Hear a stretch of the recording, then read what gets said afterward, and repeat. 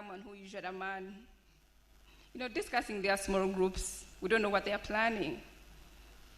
But we also want to say that this picture represents Uganda, a very rich country, full of mineral resources and other resources, forests, lakes, name it. And so after their deal, the same guy, if you're very careful, you look at him with a white t-shirt with a dot, he's seated somewhere on the table and discussing again. We don't know what they're discussing, but we see them discussing. And they're discussing about that cake, which is Uganda. And there is a woman in any Chirombe in Uganda. You will find a woman with a hammer in her hand. If it's in the gold mines, you find them with a kalai and they are panning. And they are rarely part of the discussions. And the only time we come to hear about these women is when they are protesting. And they are saying, we are tired, our children are not going to school, we are tired, our land is being taken. So those words are in Runyoro, and they were the words that the gentleman picked when he was listening to Banyoro speak about the experiences with natural resource governance. But we refuse to think that natural resources mean bad. Just like the lady, we know that our natural resources mean good, well, and that if we harness them, we are going to end up being a happy country. And Uganda is known for being a happy country. So what is it that we can do to make this woman and her relatives and her friends and her children smile because we are a blessed country? It's a picture that we want you to go with. We want this country to be happy. Women and men are happy getting out of their home to go and work. It makes them happy, they have a job. How can we make that job enjoyable? And how can we all enjoy the proceeds from her labor as a country? Thank you. That's what I wanted to talk about so that you know why we have that. And we're going to be having other art groups in this space because we know that art is powerful. Africa is very artistic. In our home, the way we communicate, the tools we use, and we want to draw on them so that we bring everyone on board and so that people who listen to different forms of communication also benefit from this meeting. Thank you once again. And I will not invite because Nicole already did that.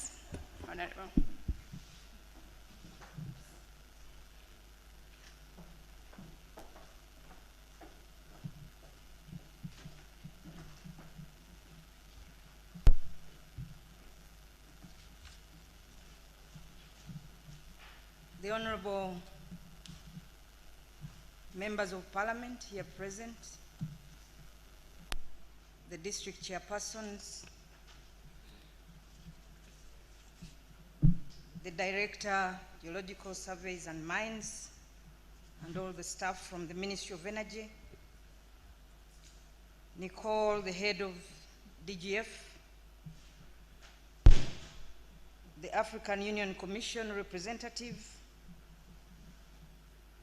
the Executive Director, Global Rights Alert, who is our host today, Executive Director of ACCORD, Transparency International and Action Aid, the Uganda Miners Association, Dr. Kabemba Cloud of the Southern Africa Resource Watch, I hope he's here, all the investors in the mining sector, civil society organizations, the media, distinguished guests, ladies and gentlemen. First and foremost, I want to apologize. I received the invitation letter and I put it in my diary. About 2 days ago, I received another advert by NTV. So I got carried away with the time that I saw on the NTV advert, which said 10:30. My apology for walking in at 10 minutes past 10, but that was the miscommunication that I received. It is an extreme pleasure, ladies and gentlemen, for me to join you at this annual event, considering that it's the first Citizens Convention on Mining since I joined the sector in January 2020. Unfortunately, ladies and gentlemen, due to the COVID-19 pandemic and the government standard operating procedures, this convention has been held under a different arrangement. You know, previously we would all come and converge. However, now some people are following this online. I want in a special way to thank the organizers and the sponsors, and I want to also appreciate NTV for the live broadcast. The past few months, ladies and gentlemen, have taught us that no country is an island and can develop on its own. We are intertwined and interrelated. Even when we are addressing the COVID-19 pandemic and its effects, still we have to work together as a region. The theme for this convention, ladies and gentlemen, is sustainable development of the mineral wealth in East Africa. And this theme reflects the great opportunities and the need to exploit the potential of the mineral wealth in line with our East African community aspirations. However, the theme also requires us as stakeholders to live and meet our needs and also desires without disadvantaging the future generations. Our actions today, ladies and gentlemen, will either have a positive or negative impact on the future generations. Uganda and other East African community countries, namely Kenya, Tanzania, Rwanda, and Burundi, are richly endowed with a variety of mineral resources that include copper, cobalt, tin, iron ore, tungsten, limestone, salt, phosphates, amongst others. And of course, I can't end there without mentioning the aluminous clays and the rare earth elements which have been discovered in the eastern part of the country, mainly Bugiri, Bugweri, and Mayuge. And I hope that Uganda, ladies and gentlemen, will soon join China, which has been dominating on the global scene to supply the rare earth metals which are used for manufacturing of many new technologies. This is good news for us as a country. These minerals, ladies and gentlemen, have been traded across the region and beyond the region borders. The strategic government priority in the region is to harness mineral resources for employment creation, value addition, industrialization, and local content development. This is the basis of our efforts as we formulate and implement policy, strive to create a conducive investment climate, and ensure that the mining activities are undertaken in a manner that ensures equitable access and benefits for all. While different countries are at different development levels, our aspirations and commitments are deeply shared between the states. The East African region, as you all know, has large-scale as well as artisanal and small-scale investors in the mining sector. The artisanal and small-scale mining is a crucial source of the much-needed rural employment and means to reduce rural-urban migration. The artisanal and small-scale miners operate predominantly in the informal sector, and its economic contribution is not accounted for in national statistics, as you all know, ladies and gentlemen. And currently, from the statistics that we have in the region, Kenya employs approximately 140,000 artisanal miners, Rwanda 65,000, and Uganda has well over 300,000 people. The inclusion of the artisanal small miners in the formal economy, which is our focus as government, will greatly increase the GDP of our country and also the other countries within the region.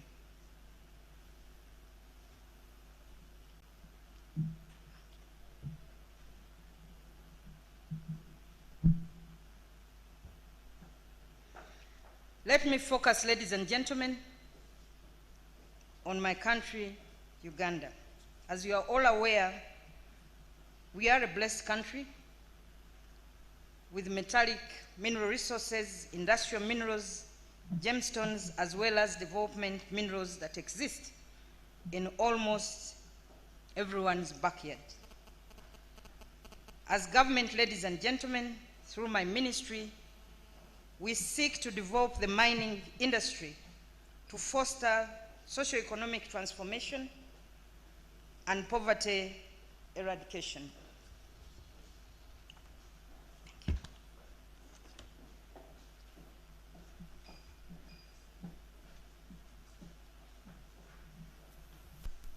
This goal, ladies and gentlemen, is clearly stated in the Mining and Mineral Policy for 2018, and we are committed to achieving it. As government, we are also committed to reforming and strengthening the legal, regulatory, and institutional frameworks in order to address the challenges existing in the mining sector. We need order, ladies and gentlemen, in this sector. You have been seeing me making a lot of noise and trying to really bring order to this sector. However, ladies and gentlemen, I cannot achieve this alone. I need the support of all the stakeholders, those in the security circles, the civil society organizations, and also the artisanal miners. The subsector's contribution to the national economy stands currently at just 1.4%, despite its huge potential. It is for this reason that we now have the Mining and Mineral Bill 2020, and I want to inform you that very soon we shall be tabling it before Cabinet. We are only waiting for a certificate of financial implication from the Ministry of Finance, and we'll be good to go. We hope to address the challenges that exist, like the unregulated artisanal and small-scale mining activities, the unregulated refining and smelting operations, and of course also have more stringent penalties against illegal mining in this country. I am pleased that this gathering will be briefed about the aspects of the legal and regulatory reforms to the sector. And as we move towards having an up-to-date law, the ministry has been working hard to ensure that all stakeholder concerns are addressed in the new law. We need to focus on value addition, and this cannot be achieved without attracting the key investments in the sector, and also to avoid the widespread speculation. I'm aware that you have all been active in shaping the current draft law, and on behalf of the ministry, allow me to appreciate the partnership that we have had, and thank you all for your contribution. My ministry's priority, ladies and gentlemen, is to harness the energy and mineral resources for employment creation, value addition, industrialization, and local content development. The energy and minerals sector is thus a primary growth sector if the country is to attain the national strategic direction towards the middle income status. We therefore have to ensure that there is sufficient, equitable, accountable, and transparent management of the mineral revenues. As you are aware, the ministry has improved the mineral licensing process by transitioning to an online platform. This will go a long way, ladies and gentlemen, in ensuring transparency and efficiency, as well as also reducing the bureaucracy and also the corruption or perceived corruption. I would like to assure Ugandans of my commitment to bring about inclusion of all, irrespective of gender. And I was happy when I saw the artistic impression there with the lady at the forefront who want to encourage the women to get involved in this sector. This year, my ministry granted licenses to artisanal miners in Mubende, and we shall soon also grant one for artisanal miners in Buhweju. Our policy, ladies and gentlemen, as a country and our practice is to promote women's economic rights, and this we shall also do in this sector. I want to congratulate the women under the Mubende Women Miners Association for this achievement, because they are one of the, I think they are the first women's group in this sector. And I want to congratulate all the miners that are covered under this association. I hope that many more women will form associations and get involved, acquire your own licenses, and do not sit at the back to do the odd jobs that I have been seeing them doing. You know, when you go to the mines, you either find them, they don't have the licenses, but they are doing the odd jobs, cooking food, you know, with the Bensons, trying to get out the gold and all that. You need to take the front seat and also get these licenses.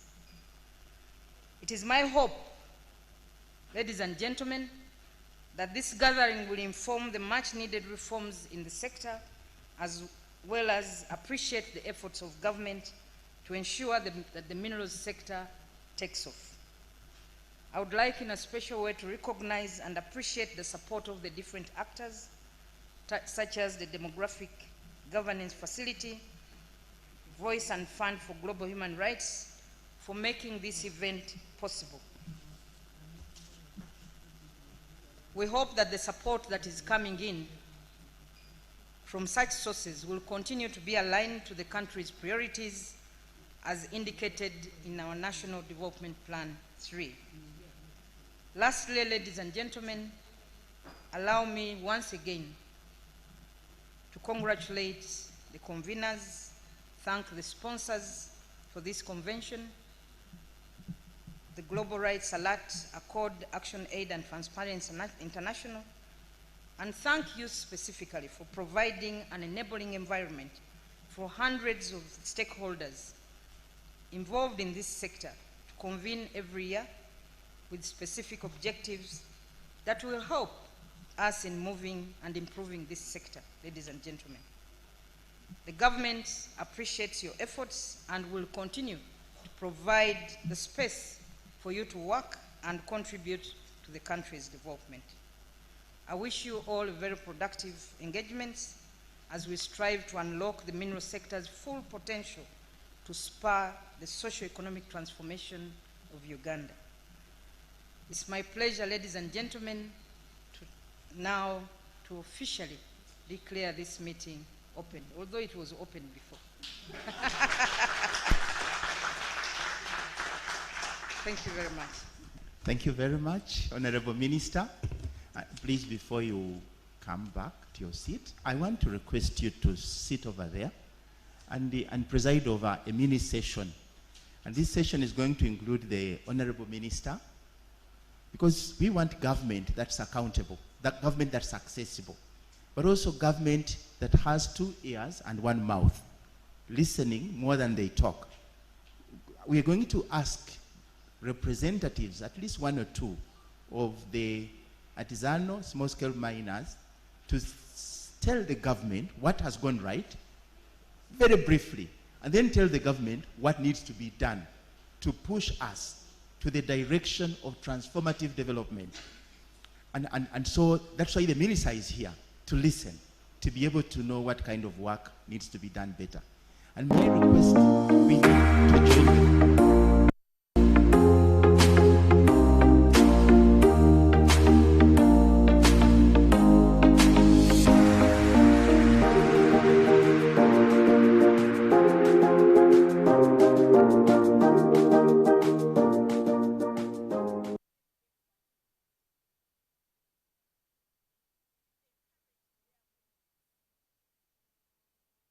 in a brief conversation. And so this is time for us to be able to state very briefly what has gone right and what we want government to strengthen, but second, what is still missing and what we need to do urgently to be able to prepare our people for regional integration. Regional integration is about competition. What needs to be done to prepare us to be able to compete in the regional markets and in the globalizing markets?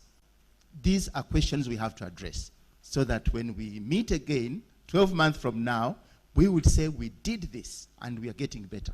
Okay. Who wants to go first? Yes, please. Where is my team of facilitators? 1, 2. Who is moving around the mic? There's a gentleman who offered. 1, 2, 3. Okay, I'll lend you mine.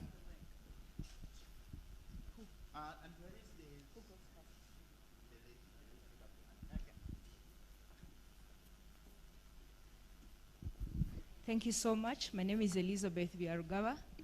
I am a member of a newly formed group of all license holders. I'm also a member of Women in Mining. I'm also a member of Artisan and Small-Scale Miners in Mubende. The best thing that has ever happened to our sector this year was the current minister. Your fighting spirit is keeping us going on. The biggest challenge that needs to be addressed right now is the ban on export. I do not believe that there was enough advice to the principal, especially who they claim the ban on export came from, on what should be not exported and what should be exported. Up to now, every move that is made to see that Wolfram is moving, we are having stock in Western region that is in the middle of the road. We are having stock of Wolfram, and we are having an increase in smuggling these minerals, especially tin to Rwanda, because people have got to keep going on. And 2, the Mercury issue needs to be addressed. Thank you so much.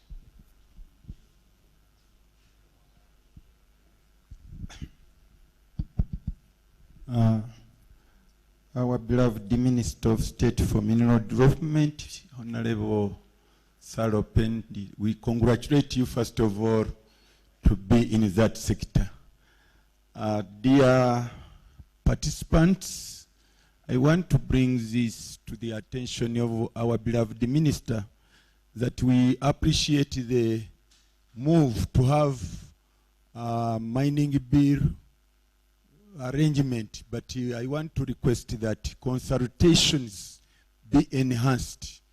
Much as I know there are some levels of consultations, but we still need more, especially when you talk about having a bill without interacting with the Governor Mubende.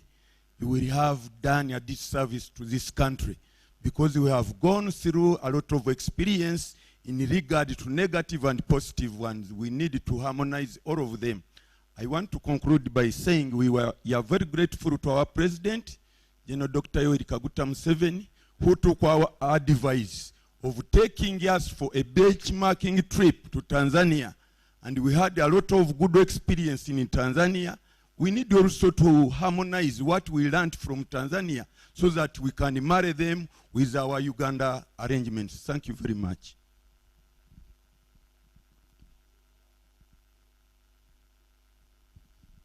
Thank you very much. I am Bukia John Bosco, the chairperson of the Uganda Association of Artisanal and Small-Scale Miners.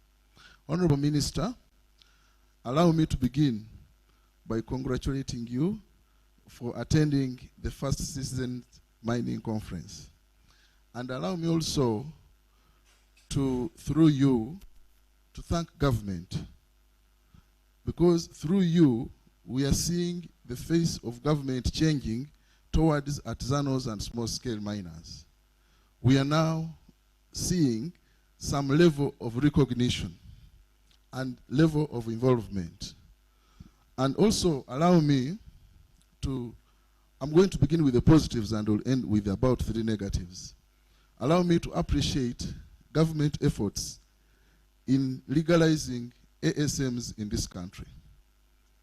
Because we have received our 1 square kilometer in Mubende that took a long, long way through Parliament, through many dialogue meetings. But finally, I would like to report to you that we are now on the ground in Mubende, and the miners have started work, and we have now over 4,280 active miners, including the women in Mubende.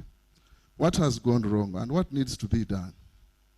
What needs to be done, Honorable Minister, is fast tracking the Minerals and Mining Bill 2020, because the current law has a lot of hindrances in relation to ASMs in this country. Number 2, continued support to the ASMs that are organized and request for licensing.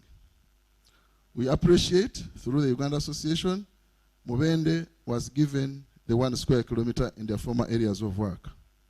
But we also request that the artisanals and small-scale miners of Buhweju be considered, because their case is long overdue. But I would like to report to you that we have had meetings with the department, and we think with your support, the people of Buhweju will also go back to their former areas of work. Thank you so much.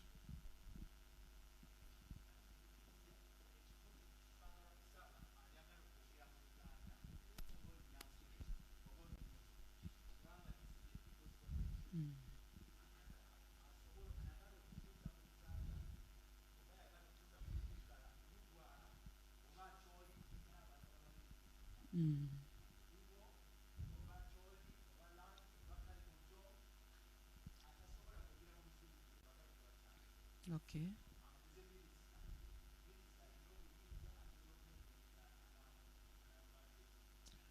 Okay, thank you, moderator. My name's Phils Nankoma. I'm with NSM from Mubende.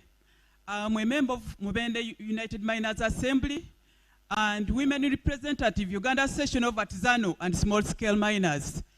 First and foremost, I would like to thank the government for giving us the 1 square kilometer. We have been struggling for almost 3 years, but now we are happy that you gave us 1 square kilometer at Kagaba Hills, Kamsenini. We thank you so much. And as I talk now, we have over 4,000 miners who have registered, and we have started on it. However, you know, a small-scale miner, 3 years down the road when you are not working, it's not easy to start. So we have tried to start, that's okay, on the small little capital we had. But we would request, since you took us to Tanzania for benchmarking and best practices in mining, we realize that in Tanzania, at least the government comes in and they give ASMs at least either 50%, like capital funding and machinery. So we would request even our government in Uganda, because you are talking about sustainable development of mineral wealth in East Africa, so that at least you come in and give us some financial help and then machinery. Thank you very much. I remain Phils Nankoma from Mubende.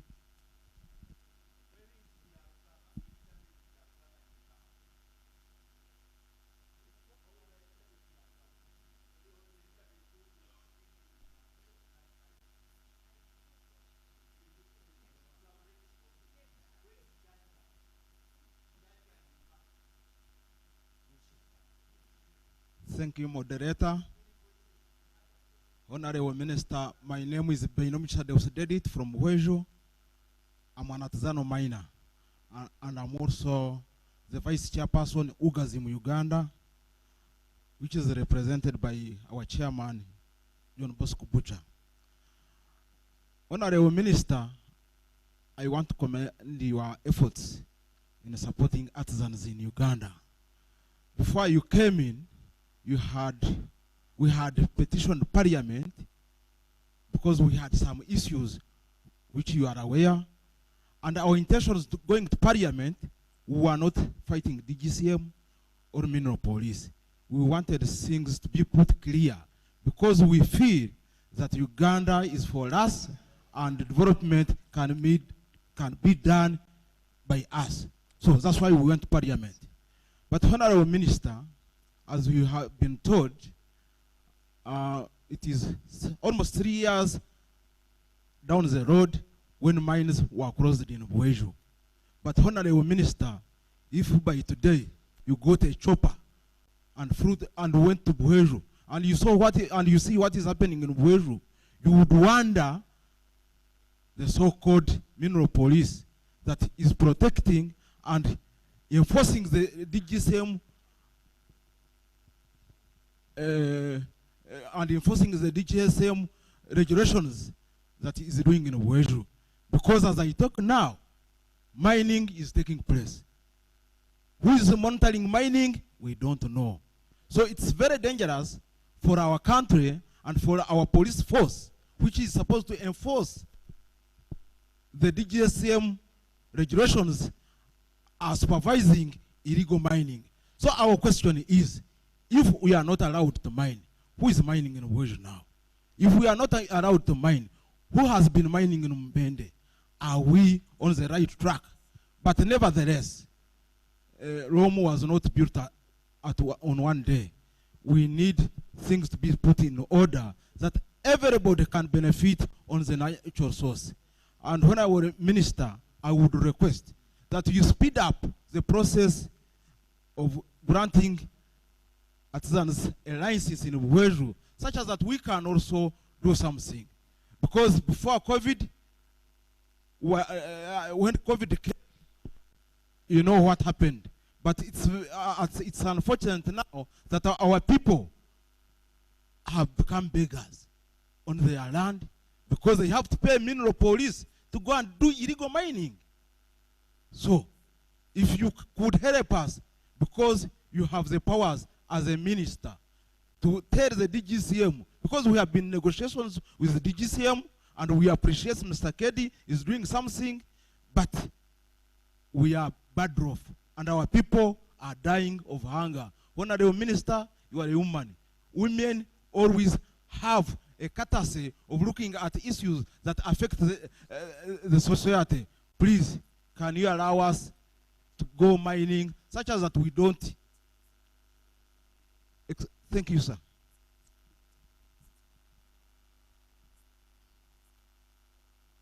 Thank you, Honorable Minister. I'm Wandera Geoffrey, the district chairperson of Busia local government.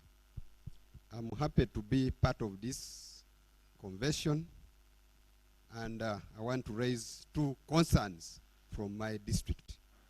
The first one, first of all, I would like to appreciate the government of Uganda for approving and facilitating the process of Wagaga investment from Busia. And I think the investment is in high gears, and we are moving on so well. But we have some challenges. First of all, as a local governments, we would wish to request and to continue appealing, and this is the third time when I'm raising this issue, on the transparency of sharing information and records as far as the mining activities in our local government is concerned. Because when I get to hear about the auditing of the mineral development in this country, and there's no transparency or there's lack of transparency, it perturbs most of us, especially the key participants like us. One, in a spell of about 5 years, we have only received 2 sets of royalties,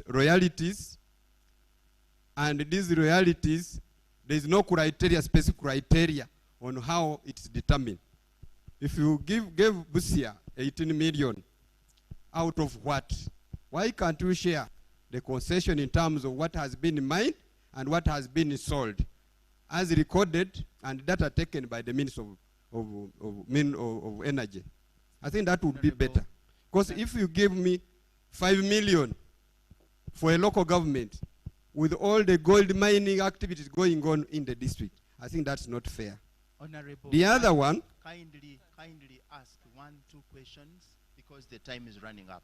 Please. Yeah. We will. The last one is a concern. Whereas we would appreciate the creation of agencies and institutions to regulate for proper governance of the mining activities.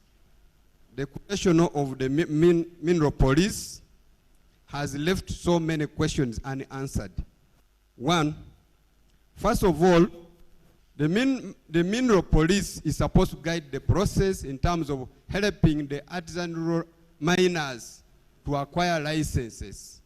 But you find that instead, they collect monies and continue encouraging illegal mining.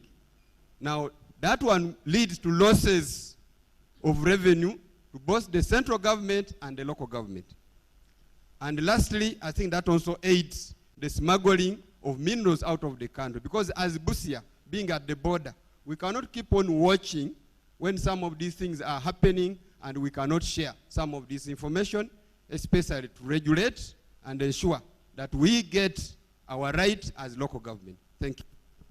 Okay. We are going, unfortunately, the minister has to attend state duties. We are going to listen to this lady speaking, I think, in Uganda or in Nyankore, Jalia, and then we speak to this lady who is 9 years old. She needs to ask the minister, I think, what's being done to ensure that technologies are appropriate and what is going to happen for the next generation. Please, Nyanko, yogera mulimi lwonna lw'oyagala. Banene yanziza nnyo amannya agange nze Zabibu Jalia, chairperson w'abakyala abalombe bonna mu Mubende. Kansooka okwebaza Honorable Minister waffe Mrs. Sara Upendi okutukolera kyonna kye yafuba n'asobola okubanga tufuna layisinsi esima zaabu mu Uganda yonna. Ate eky'omukisa omulungi fe abamu mafe abakyasinze okufuna obwaguuga bwa layisinsi batuwa 1 square kilometer. Ekyo bannaaye tukikubireko mu ngalo abamu abali wano ffenna. Naye ensonga ezange zijja kubeera 3. Ensonga esooka, kale twebaza nnyo His Excellency President Museveni yatuteekamu ssente okugenda okulambula enkola ye Tanzania. Naye enkola gye twalabayo gye tubadde twagala okukola eno ewaffe mu Mubende, ne Mubende naye eyogerweko nga Tanzania. Naye kye twalabayo bannanga ab'e Tanzania baakola bulungi. Ng'era tusaba Honorable Minister otwogerereyo ewa His Excellency oba gavumenti esobola otuwa obuyambi okugeza ebyuma ebisima ne kapito tetuyina mu layisinsi yaffe eyaba Mubende United Miners Assembly. Tusaba busabi mukama wange otwogerereyo kuba ffenna tiruredde, abakyala baliredde olw'ensonga mwabawa layisinsi esima zaabu. Ekyo kyamaanyi nnyo mu ggwanga abakyala okufuna layisinsi esima golodi. Fe abakyasoose okufuna layisinsi eyo. Ekyokubiri, twebaza nnyo organization zonna ezituwadde obuyambi ezitufacilitatinze okubanga zituyamba okuva lwe batugoba mu kirombe okuva 2017 nga tugoba ku bya layisinsi eno mpaka kati. Bane mwebale nnyo, mwebalire ddala organization zonna eziri wano, Global Rights Alert, Action Aid, Oxfam, abasempu mwena mwebale nnyo, mwebalire ddala. Mbebaliza wamu mukoze kyamaanyi nnyo. Byebye byange. Now the lady. Would you like to use this? Yes. Ariela? Hello everyone, my name is Ariela Bargaharia Kankunda. I am 9 years old and I wanted to ask that in villages where they mine, are there schools? I will rephrase the question. What are you doing to encourage the appropriate education and skilling of the children so that they will perform better work than this nice lady who is using Joakali technology? What are we doing with the TVETs? And let me also use this chance to ask DGF, because I was asked, what would you ask DGF to do for your people better? And I want to ask about the idea of encouraging our people to go digital. What are we doing to give support for training of trainers that will bring them? So training of trainers means send them to Germany, to Belgium, to any of your member countries. They get the skills, then they come to Uganda and work with TVET institutions, technical vocational education and training, would DGF be interested in empowering our people by supporting trainer of trainers programs and then supporting and tooling TVET institutions, which will then empower our people to have transformative technologies? That would be my request. I'm asking DGF because, unfortunately or fortunately, I trained some of your employees. So, thank you. Now, there is an online community. There are people who are logged in. There are online community hubs.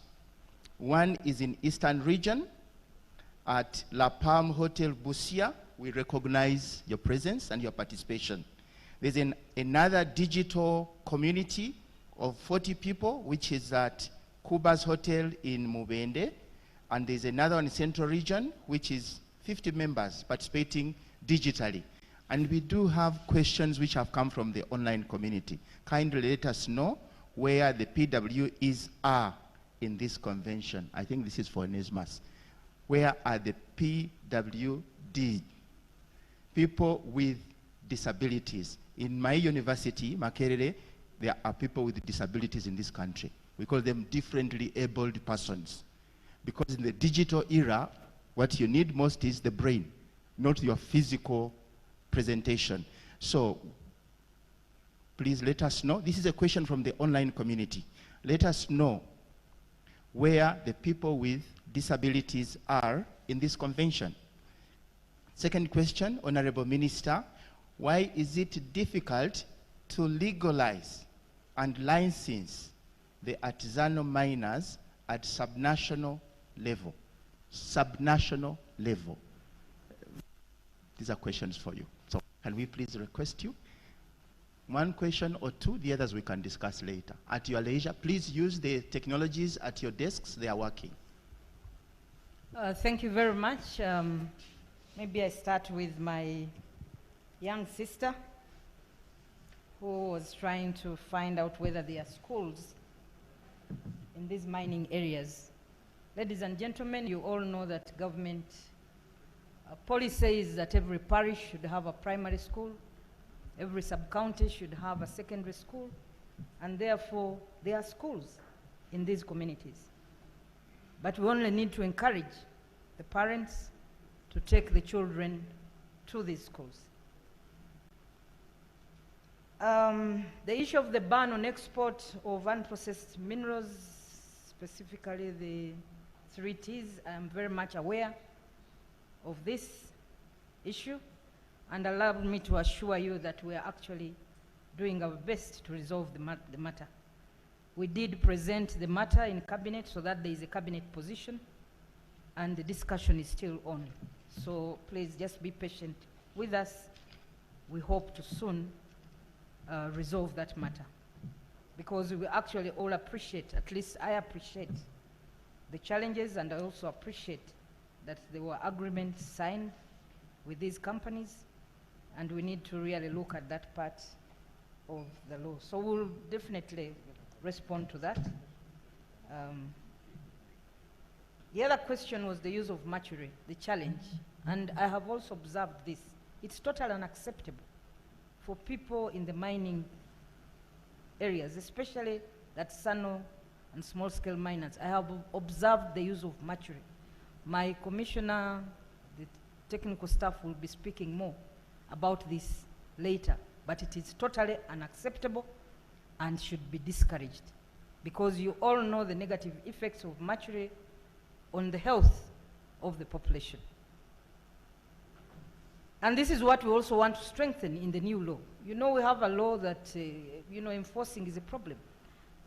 And for me, we'll even ensure that once you don't abide by what we have in the new bill, even the use of mercury could be a reason for cancellation of your license, because you're going against the regulations in the sector.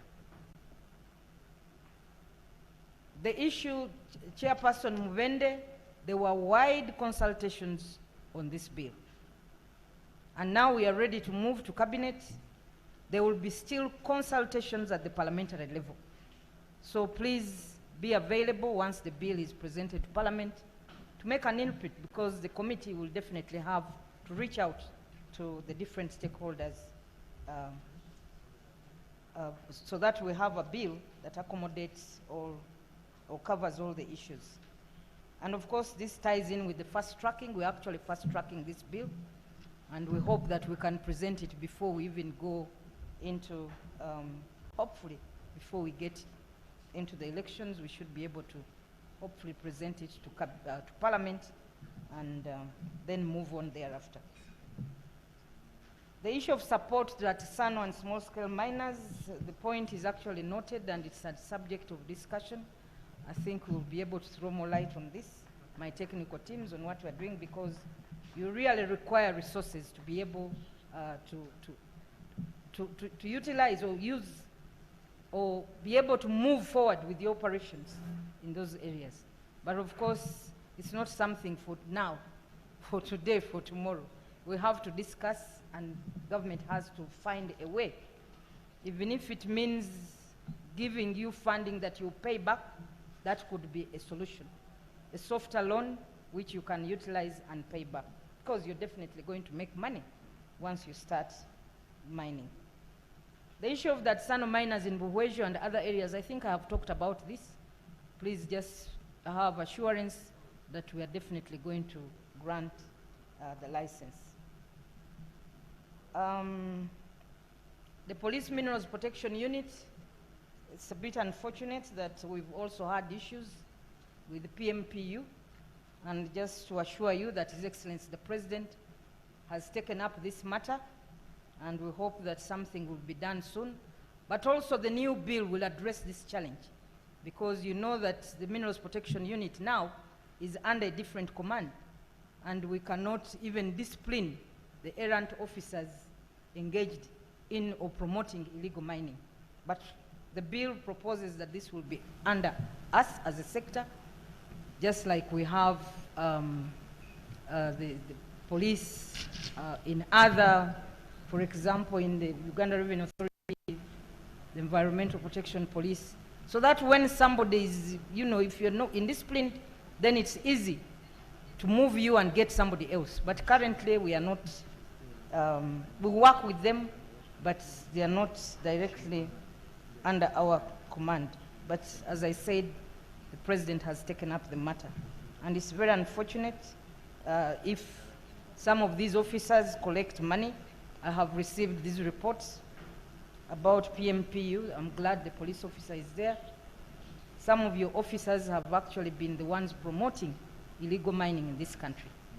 And we hope that this practice will stop, so that we can be able to move as a team, working closely with the Ministry of Energy, and of course the commissioners, the Directorate of Surveys and Mining. The issue of transparency, District Chairperson Busia, I think I mentioned this, and please note that the sharing of royalties, whatever money you are receiving, is based on the law. That is what the law provides. Unless it is revised, we cannot change that. So hopefully we can look at this in the new bill to see to it that the local governments benefit, central government benefits, and of course the investors also do so. But let us also know that the people engaged in this sector, you know, it is a sector that requires a lot of resources. So somebody has invested, you might be looking at the gold that they are getting and looking at the monies, but you're not looking at the expenses involved. So let's not look at the revenue side and ignore the other side of the expenses. They have to pay several things, pay for the machinery, pay those who are working there, meet the government taxes and so on, and of course also get a profit out of it. But just to assure you that we are moving in a direction where we should be able to have the Tanzanian model, where even the artisanal miners, whatever you get should be able to be taken to a particular place. It is measured, and we know what revenue you are supposed to get. The buyers are present at the same place. Government is present in the same building, so that everybody gets his or her bit without exploiting any other person. I saw this in Tanzania, I visited, and therefore that is the model we want to bring into this country.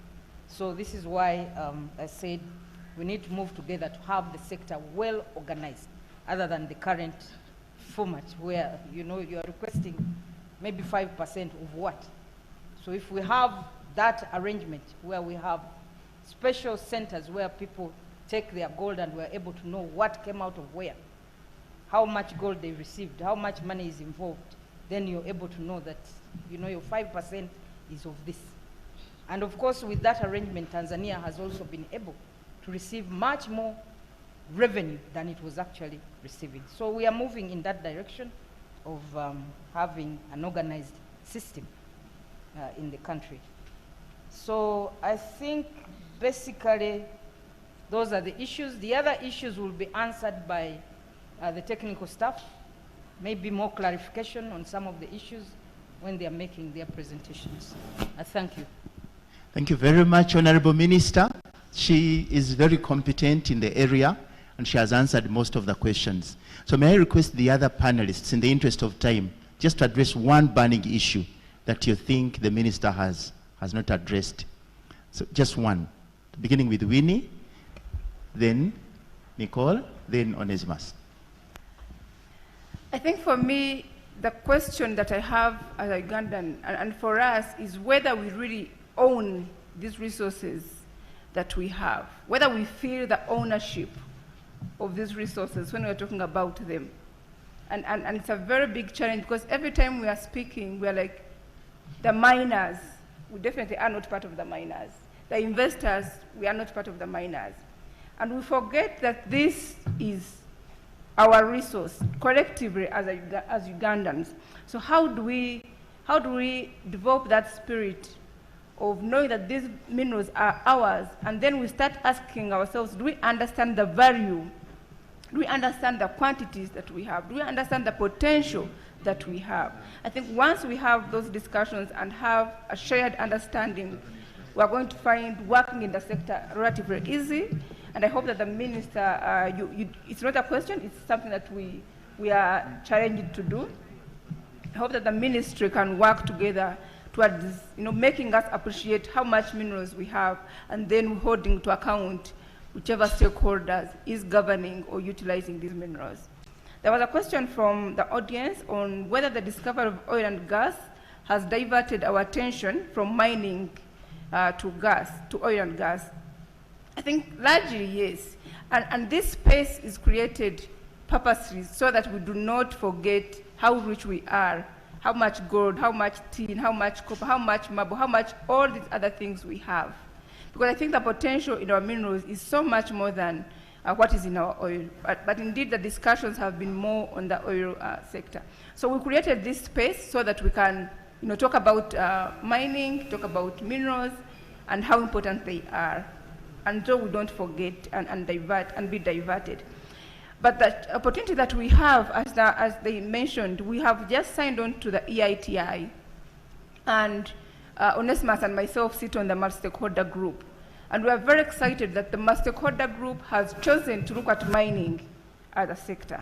And it's very, very important, because then we are going to look at how much do we have, what needs to be done in terms of openness, in terms of tracking revenues, in terms of accounting for the revenues, and indeed in terms of making sure that the chairman's question on the royalties is very clear, it's discussed, and it is tracked to the end, until when we actually see that money from mining is making a difference to the lives of people, to the lives of the lady on this art piece. So EITA provides us an opportunity, but every year we have this opportunity to come and ask ourselves what the sector is up to and how far we have gone. Thank you. Those are the key things that I think I could talk about. Onesimus.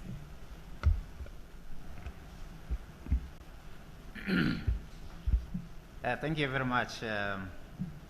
Just three issues, and probably maybe the technical team or the Honorable Minister, if we still have time to deal with this. One issue that is arising is really being able to correct the right, government being able to correct the right revenues, but also the local governments being able to get what they're entitled to in terms of royalties.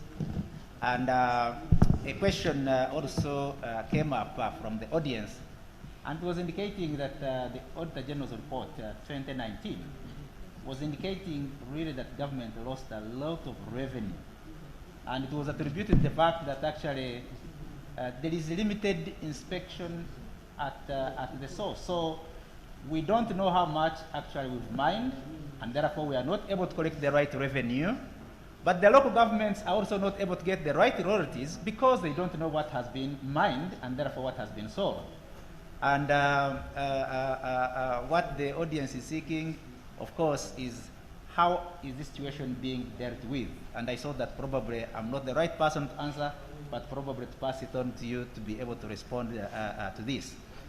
And then the other thing, my colleague has talked about it, but the point I want to make is now that we are working on the bill and it is moving to cabinet, and Uganda has finally been admitted to the EITI initiative, and there are things that you may need to work on to make sure that actually the law is consistent with the commitment that we've made in terms of transparency, in terms of openness. But I want also to encourage the ministry because EITI seems to be largely at a political level, but the technical officers in various government departments have not really appreciated what this actually means for the country. And therefore, picking interest to appreciate what it means so that now we start implementing, because it is the ministries, agencies, and that are going actually to support the multi-stakeholder group to be able to do its job. If we don't get the right reports being generated, the multi-stakeholder group will find a lot of difficulty meeting the commitment. So I saw that actually that is very, very important. And of course, the last one I think has been talked about. The environment has been created for the small-scale miners to be able to do their job, but that environment is not sufficient. Now they need the enabling tools to be able to be involved. And we think it's something that the ministry could think about. Later, the technical staff could also respond to the question that was brought to me, but which I think is good for the ministry to respond to. The partnership between the small-scale miners and the large-scale miners, how they can actually partner and learn from the large-scale miners, but also get some support by working together. How can that approach work? I think, I don't know whether the draft bill provides something to that respect, but as the technical staff respond to the rest of the questions, maybe they can also provide some answer on that. On the Thank you very much, Council. You put the question on the VP, and that's why we have the TV, that's why we have the online, that's why you have those stations, people contributing from where they are. We provided all that space so that every person, every citizen that is interested is able to participate in this dialogue. And that's how we thought we would take care of that. Thank you very much. Thank you very much. May we ask now Nicole to briefly respond to whichever question you may wish. Others we can share via other spaces. Thank you. Maybe I could just share and express my appreciation for the reflections that were coming really from the voices from the ground to see how the current legal and policy framework is playing out in practice, the challenges that are faced by miners themselves, local government, and I really appreciate, Honourable, that you took the time to respond to these questions and to have this as an ongoing dialogue.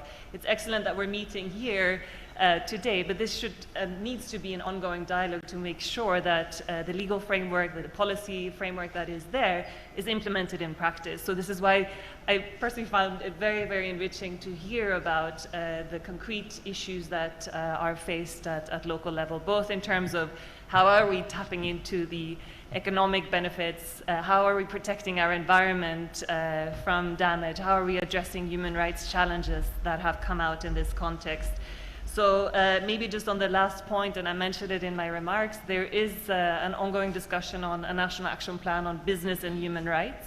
And I think it would be very worthwhile linking up with the Ministry of Gender, Labour and Social Development, who are in the lead on this particular action plan, to make sure that there's convergences between that action plan and the efforts that colleagues in this room are engaging in. And thank you, Honourable, for your commitment to seeing through and fast-tracking the bill, which will be also very, very helpful in strengthening the legal framework. But as I said, I think we all have a role to play, or in particular government, of course, has a role to play to uphold and enforce these legal and policy frameworks. So thank you for your efforts in that regard. So those are more reflections rather than an answer to a question. I appreciate the question from the moderator about training and best practice and seeing what can be done in that regard. So we will definitely reflect on that and see how we can assist partners in scaling up best practice that you have identified in your work. So thank you so much. Please join me in giving a huge round of applause to the high panel. Thank you very much. Thank you very much. You may resume your seats wherever you wish. You may even stay there if you still have the time. But now we are going to listen to the keynote speech being given to us by one of our own, Mr. Mugenyi, who sits, I think, the African Union Commission, and Dr. Fred Muhumuza will make remarks. Will you please come up? And I'm told when you work with the African Union, you speak for less than 10 minutes.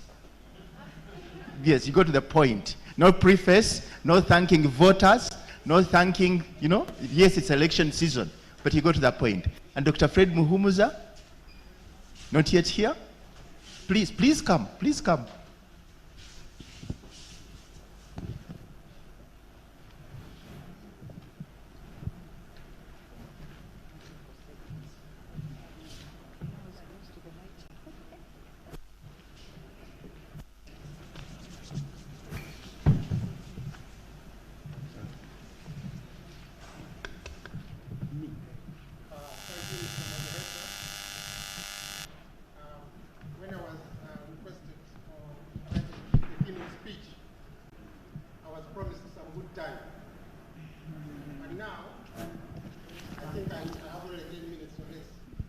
I'm so sorry. I'm told the miners want things to go to the point. Please, this is not academic. When you come to Makerere, we'll give you 20 minutes. These miners want things. We want you to go to the point. The action aid has done it better for me. And maybe I would stop with this. You all have this.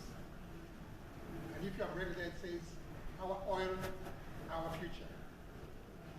So I think that summarizes my keynote speech. I also want to make a disclaimer, and this is that, yes, I work for the African Union Commission. In fact, I'm transitioning into working with the Continental Free Trade Area Secretariat in Ghana, because I'm working on the institutional support program. I'm also a senior advisor to the Commission, and I've done that for 8 years now. And before that, I did that in COMESA, now at the African Union. But I'm here speaking on behalf of the Minerals Africa Development Institution. It's a new institution that is supporting African countries. I also, since I have no time left for me, to just also make a small comment from what was said earlier. And I say this because it has been coming in and out of Africa. It is illegal mining versus informal mining. Most of the times we have called our miners illegal miners, even when there was no law regulating them. But there have been informal miners looking for the livelihood for them and their families. Therefore, allow me, distinguished guest of honor, to start my speech having said a few of those. Honorable Sarah Opendi, Minister of State for Energy and Mineral Development. Ms. Agnes Alaba, Commissioner for Mines, Director of Geological Survey and Mines. Dr. Claudia Kabamba, Executive Director of Southern African Resource Watch. Mrs. Winfred Ngabire, and other conveners of this convention, honorable MPs around, and other distinguished delegates, dear citizens and fellow panelists, all protocols observed. I just want to give you a few facts about the mineral resources in Uganda, but then in Africa. Benchmarking. The production of minerals in Uganda for 2018, that's the figures we have, was 30 million metric tons, down from 60 million metric tons in 2017.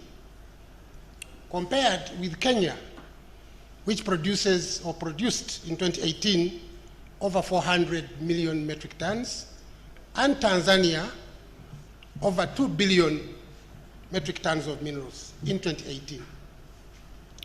When you compare this, and even when you combine the total of mineral production in Uganda, Kenya, and Tanzania, the major countries in East Africa, doesn't actually equate with South Africa, not Southern Africa, South Africa, which produces over 500 billion tons of minerals a year. Even Gabon, which has now a production sharing agreement, is producing over 14 billion metric tons of minerals every year. So that sets my background of what I want to say, and I'll be brief because time has been taken. But last year, the global exploration budget declined by 30%. And this year, 2020, was supposed to stay stagnant, but with COVID-19 pandemic, we believe the exploration budget will even go below. So the reason we are not producing enough is because we have not known what we have. And Africa is very low in terms of budget share in exploration. East Africa itself has less than 2% share of the global exploration budget compared to South Africa, which has 5%, and DRC has over 5%. Ladies and gentlemen, I'm giving this speech on behalf of my fellow directors of African Minerals Development Institution and on my own behalf at this very important occasion.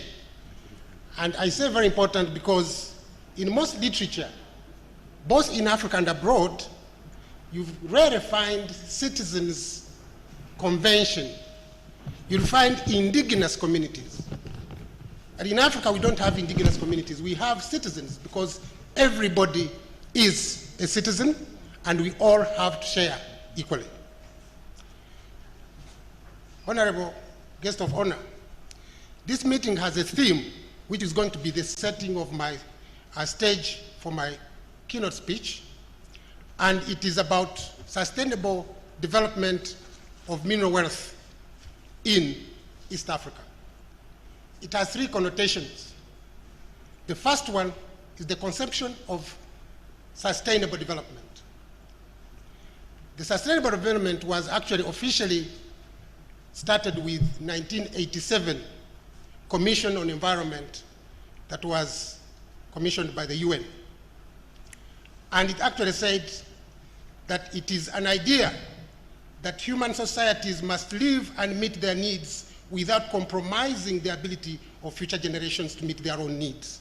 And Honorable Minister, you referred to that earlier, that are we going to exploit our resources, putting into consideration that there are future generations that will depend on it. It said that meeting essential needs requires not only a new era of economic growth for nations in which the majority are poor, but an assurance that those poor get their fair share of the resources required to sustain the growth. That's sustainable development. The second notion that is coming in is the mineral wealth. We all undoubtedly know that Africa is well endowed. And in fact, the literature says we have the 30% of known mineral wealth in the world.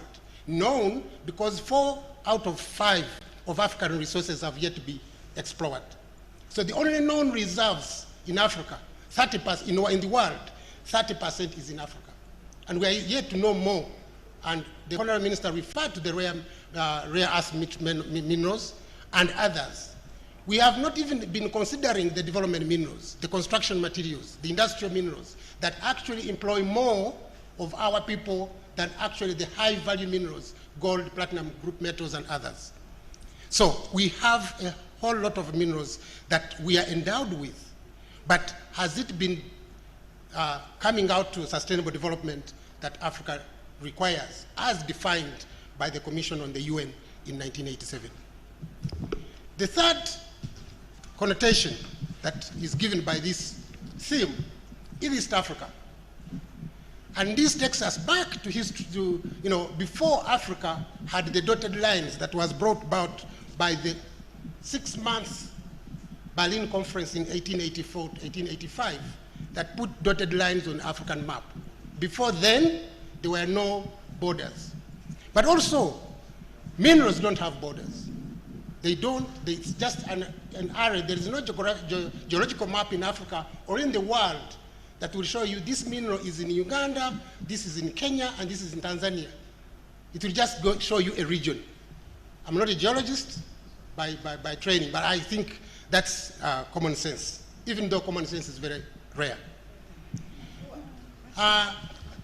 We live in a continent full of wealth, full of mineral wealth, but paradoxically, with almost over 50% of its people living in abject poverty.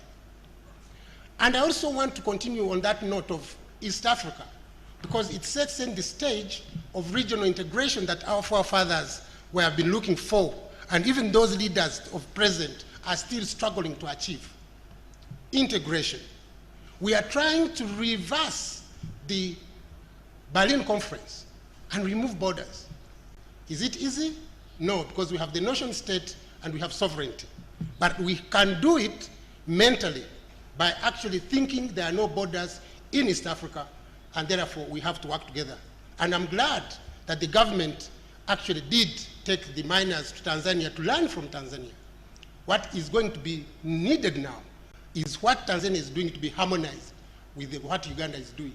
And that's the harmonization of policies, laws, and regulatory frameworks.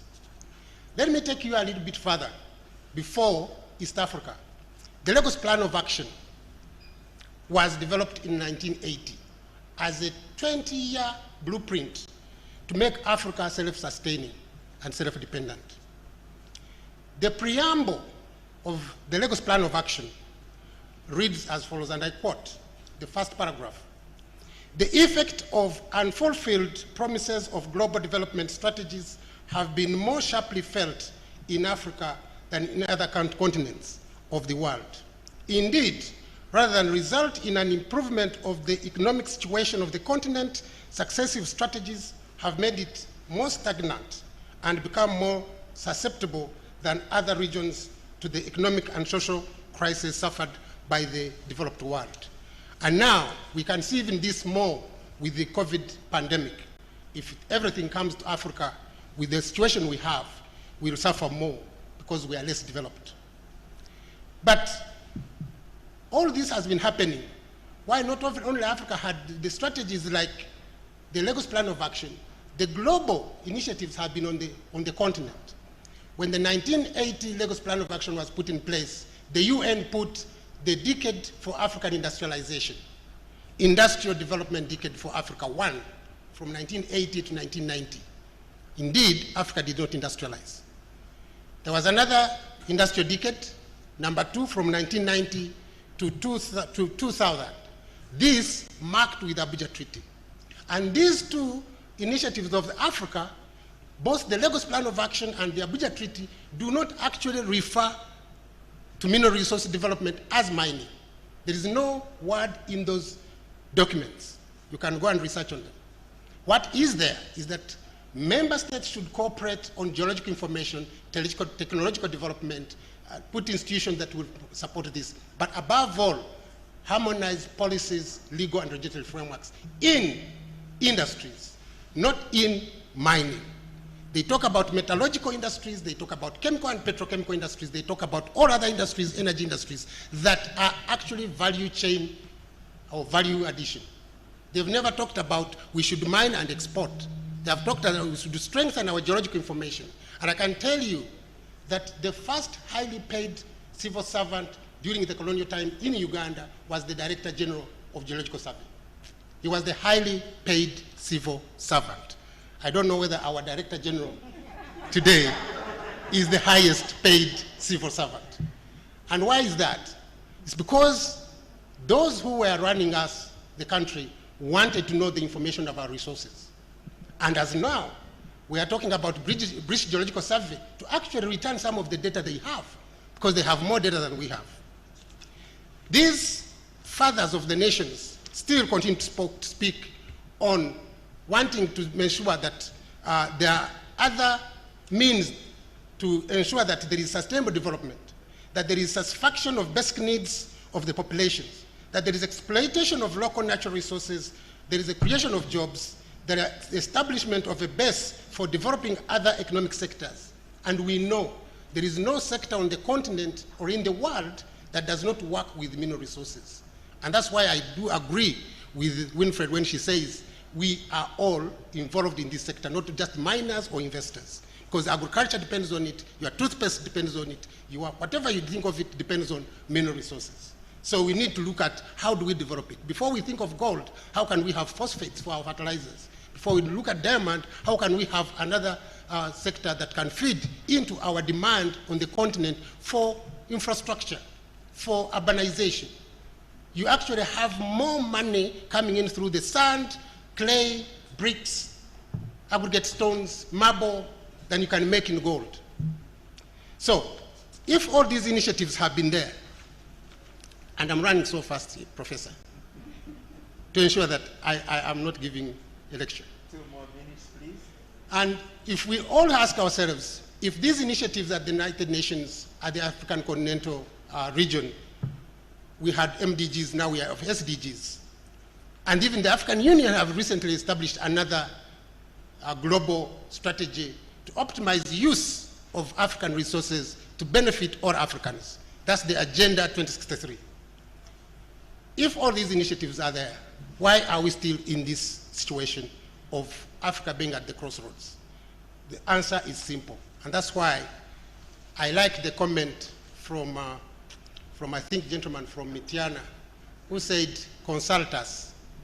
Because these have been done at the continental level. They have never been domesticated. We even have the Africa Mining Vision.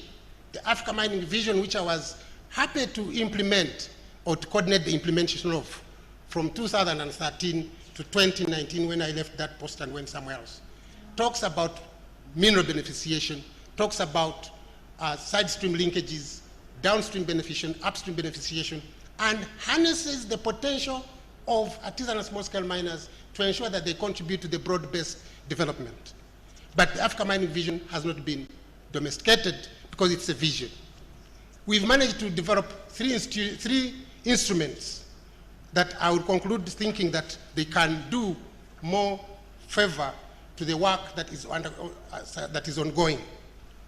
One was the Geological and Mineral Information System Strategy, to coordinate all the work on the continent in terms of mineral resource geological survey and exploration. We know that Uganda has done well and is leading on the continent and have done the almost 100% area geological survey. But we still need to do more in terms of exploration. And I know they are going into the exploration company, and maybe that's very good because it leads us into having our own information, own it, control it, give you access to it by those who are going to give us benefits. As of now, most of our geological information and data is owned by other people, and we don't have access to it. The other instrument we developed is the African Minerals Governance Framework. And I know we have EITI, we have Kimberley Process, we have Dodd-Frank Act, we have name it. They are all governance frameworks, and they have been on the continent. But we still have an area that is recorded as conflict mineral resource, conflict area. And so that the minerals which are going to come from that area are considered high risk. Yet, these are the same areas that are actually more dominated by our artisanal and small-scale miners. In those areas, both high-value minerals and as well as development minerals or low-value minerals. And again, member states of the Africa want to add value, and we must add value. But we have to add value to two components of resources. Before we add value to the natural resources, we have to add value to our human resources. I like the question that was raised by the 9-year-old. Are there schools in those areas? If you cannot add value to your skills, the skills revolution that brings technological ability, that brings in experts to do research and innovation, you can as well kiss value addition in minerals goodbye. Value addition requires also integration. It's not easy for even one country to have a whole vertical integrated value chain in that country. And that's why our country is saying, our head of state, rightly so, saying if we cannot add value to it, leave it in the ground. I don't want to go into policy or law, but that's what even Nyerere said before. So we want to move into value addition. And this convention gives us that direction because we want to think as East Africa. We want to have industrial hubs, we want to have processing hubs at the regional level.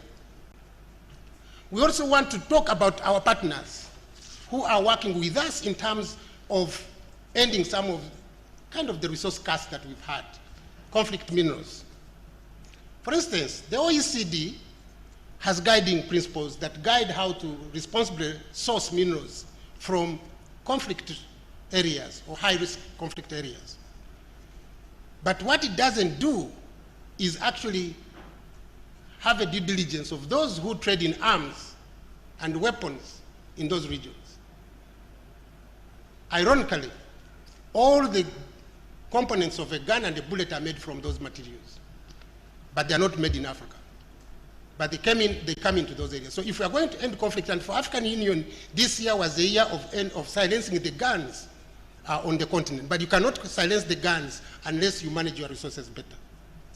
So as the countries work to go into benefiting, again, I refer to integration because the African continent has now established an African continental free trade area. Over almost 30 countries have ratified. All the 8 sub-regional groupings that are building blocks of the African Union have got free trade areas. And why is it that minerals are not traded as a region within the region? Why should the minerals be sovereign when groundnuts and beans and peas can cross borders to DRC, but when minerals come from DRC to Uganda, there is a problem? So we need to really have to make sure that integration works. So the continental free trade area that has been established by the African Union and has been endorsed and launched and was one of the ambitious agenda that lasted for less than 2 years in terms of negotiation, completion, launching, and now we're going to start trading come 1st January 2021. It brings us an opportunity to have regional value chains. That's the context in which Kenya has ratified, Uganda has ratified, Tanzania has ratified. Why can't we discuss in terms of harmonizing our policies, our laws, and our regulatory frameworks in order to create regional value chains that support value addition in the mineral resources? So, concluding, Mr. Moderator, the Africa Mining Vision says that we need a mineral resource sector which is knowledge-driven, which catalyzes and contributes to the broad-based growth and development of and is fully integrated into a single African market. And you can't do it better than actually having the citizens themselves talk about it. I had wanted to give my personal example when I was studying in Britain, and I was told that we went somewhere in Eastlands, and we said there was a group of Tanzania, that was way back in early 90s, that there were a group of Tanzanians discussing a World Bank policy. You can understand whether that could have happened. But I think this partnership, this group of agencies and people that have put this together, the convention, which is in the 3rd year, it's very important that we sit as African citizens, as East African citizens, and look at how do we overcome these issues, the formalization of artisanal, ensuring that they access finance, they access technology, they access markets, legal markets, not be prone to money launderers who just give them peanuts and share more. So let's work together in order to overcome all these issues. We have more issues that make African mineral sector more risky, perceived risky. You hear resource nationalism, which is not even an issue, but it is meant to be raising brows of those who want to invest here. So we are here. And as I conclude, Madam Guest of Honor, Mr. Moderator, let's pledge that MADI, which is Minerals Africa Development Institution, which is registered in Uganda as a continental and international body, supporting member states to overcome some of these challenges in terms of mineral resource development, will want to partner with everybody of you here to ensure that we can take this work forward. And apparently, I'm a member of the Citizens Group because I'm born in Africa and in Uganda. Thank you very much. Thank you very much. I will not summarize what he has said, but I think he started with the macro political economy ideas. He's talking about big ideas, the Africa Continental Free Trade Agreement, the Minerals Institute. But I think for this community, we are saying, are we members of the Minerals Development Institute? If we are not, how do we become members? Second, how do we connect those big ideas to our day-to-day activities? Number three, what's the contribution of this institution to the ecosystem in which we operate to ensure that we are part of the value chain, part of the wealth creation, part of the transformative development agenda? Now, to help us connect the big ideas to the community that is represented here is Dr. Muhumuza. Please proceed. In 5 minutes. Certainly my 5 minutes will fit if I shorten the time and say, Honorable Minister, members of Parliament that may be in here, fellow citizens, and our development partners. I thought I would begin with, and to appreciate the invitation. This man who comes from Minerals Africa Development Initiative, MADI, Ugandans, you know MADI district, is one of the areas where minerals sneak through from Congo and the Sudan. So I think he was the right person to give a keynote here. Because, allow me as a discussant, because it's only me who is allowed to annoy him, to remove the I at the end, and the MADI becomes MAD. Because I think we are dealing with the MAD sector. Oil is a very difficult and minerals. When I read the statistics of this country, I'm told the mineral sector contributes 1% of GDP. Now the Ugandan economy is about $30 billion. 1% of GDP would be about $300 million. But our gold exports alone are over $1 billion. So where do the other minerals go? Even the more than $700 million of gold itself. That's why I'm saying the sector is mad. The statistics are literally the beginning point of saying we don't know what we are dealing with.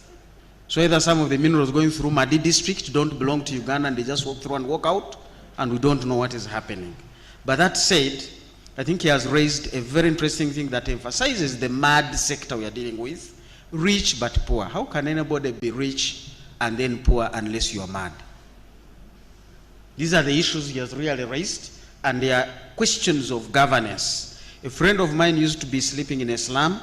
Robbers came and robbed him, and when police came, they just advised and said, do you see your peers here? Why don't you leave? You come in with a car, you have a gate, nobody will even rescue you, everybody is happy you were robbed. Just get out of here. So when you're rich, you can't live with the poor people. But here, African poor people living with their wealth, now we need to question where is the wealth going? And I think the presenter talked about tons and tons of minerals that Africa is mining. I would have wanted to hear the value of those tonnages, and I know he has them. Maybe he will share those with us as well. Because what belongs to Africa are the minerals, but the use of those minerals is the value. Can we convert the value of gold into monetary things and then convert it into schools, into health centers, into roads, into infrastructure? That's the only way these minerals will be of use to us. Otherwise, just sitting on the gold doesn't help us. But who is taking our value? A lot of planes fly over the Congo, DRC, without even the knowledge of the government, until one of them crashes. And then they say there is a plane crash in Congo. Can you give us information? They say we are not even aware. So even as we talk, I don't know who is flying over Uganda and carrying away the value of our minerals. So it is a governance issue, and I want to appreciate the civil society organizations who have emphasized the issue of governance related to minerals. But I think we need to take it even further on the governance of the entire nation. You've heard of blood diamonds? So there are global interests in the minerals. Who owns our minerals? It's a global interest. We cannot discuss Ugandan oil minus the oil sheikhs and whoever's that are out there interested. Are they for us, or are they saying, I don't mind whether you people die, all I want are the diamonds? So how are we engaging the governance within the country, but also the governance at the global level in order to ensure our space of where our minerals are sold? Because these are critical issues. If we don't deal with them, then we have a problem. There is also the interest of those who deal in trade. Uganda has a lot of iron ore, which is going to be very difficult for Uganda to develop its iron ore into steel when there are people out there interested in selling steel to Uganda. Because they don't want to develop your own. Where should we sell our steel? And we are importing steel worth over $400 million per year. Now, whoever is selling that to Uganda cannot let Uganda develop its own iron ore. And it's a political question. Somebody will be paid, somebody will be bribed, somebody will be killed if they dare try to develop Uganda's iron ore industry. And this is across Africa. So there are global powers that we need to engage, and we must find coalitions beyond our own national borders. And he raises a very good thing. Minerals have nothing to do with borders. And the only thing I remember were doctors without borders. But now here are minerals without borders. So you cannot say my oil. And I think that's a mistake Uganda made. My oil. Your oil. It's a global oil. You must address those guys concerned. If you keep thinking it's your oil, you will never get it out of the ground. And I said this 15 years ago, Uganda's oil is not going to be seen in the next 5, 7, and the parameter keeps moving forward. The earliest we get our oil is 2027 if we do the important things today. And every year we don't do them, that parameter shifts. And there are things we haven't done. The host country agreement is still pending. The FID is still pending. Even then, the roads in the oil region are not there. I mean, we still have another 5 years to just put the infrastructure in place in order for the machinery to begin coming in. So our oil is 2027 plus 2. Ladies and gentlemen, that's our story. And I will be here to remind you of this. How do we convert the oil versus the gold? Because the infrastructure to get some of these minerals is very complicated, people are going to rush for the easier to pick minerals. So our oil will become secondary and gold will become primary. Because gold, you don't need the roads, you don't need the power, you just need the miners and how to put it in your pocket and move with it. And so the shift has been there. We are now at over $1 billion of export of gold, having come from less than 55 years ago. So soon we'll hit 4 billion. That is easier. It doesn't need a road, it doesn't need Bujagali. Now the things like oil which need a railway, sijui what, those ones are going to take longer. Are we understanding the dynamics? Moderator, I'm going to finish. So my point is, in football they say, look not just at the guy who scores the goal, but also at the one who assists him. We might be having a conversation with Honorable Minister here about the Ministry of Energy and Mineral Development. But as I've said, a lot of conversation for her to succeed is lying actually in the Ministry of Foreign Affairs. How we are managing the global interests is lying with the Ministry of Defense. How are we managing the security interests of this region? There are people who know once minister here succeeds, Uganda will be a superpower because we can now invest in any weapons. So the best way to keep Uganda with us in terms of security, make sure their oil doesn't come out. You need to manage those areas. So how is government structured to make sure the minister here has the assist in order for her to score the goal? But we are here asking the minister, where are we? Where are we? It lies beyond the Ministry of Energy and mineral development. We need to have that conversation. What is the conversation of China? China coming here, and Chinese are my friends, but we need to be watching them, because I don't know whether we still own oil or China owns our oil, because we are heavily indebted to China, and the only way we can pay them is through minerals. We are now also heavily indebted to the World Bank. The only way we can pay them is minerals. So who told you these are your minerals? Minerals have no borders. They now belong to people as far as elsewhere. I will end with a question from the 9-year-old. Schools. Uganda have been saying, let's front load the oil money through borrowing. By the time the oil comes, we would have built the schools, the standard gauge railway, the power dams. The municipal project was all pegged on oil. So we've actually already front loaded the oil. Our debt has gone into $15 billion almost. And we are counting on oil, on the diamond. So who told you you have oil? But unfortunately, we also don't have the schools to talk about, and we need them. Mubende said, how much is the land? Square mile. Now that square mile, people are going to be coming from far and wide to that square mile.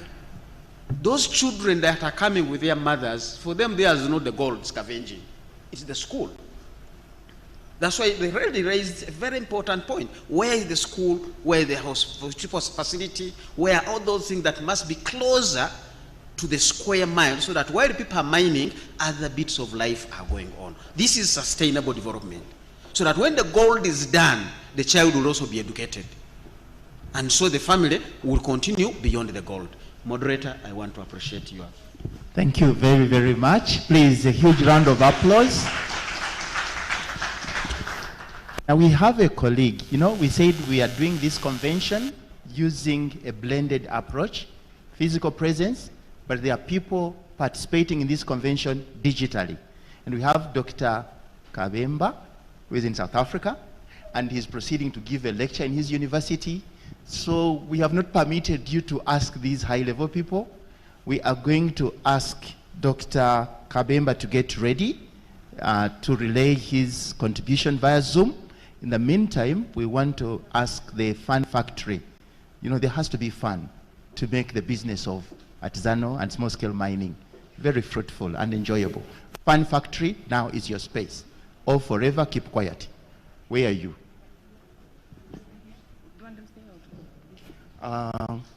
Thank you very much. We are going to request you to decide to stay there or to resume your seats. Thank you.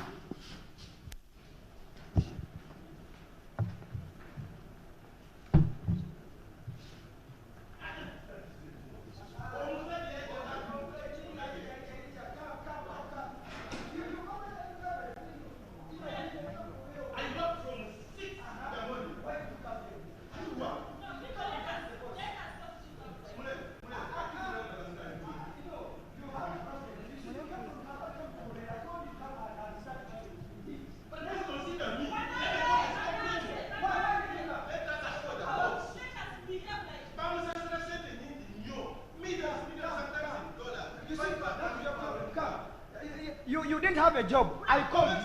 You didn't have a job. I called you. You would have. You are here. This is your. You are.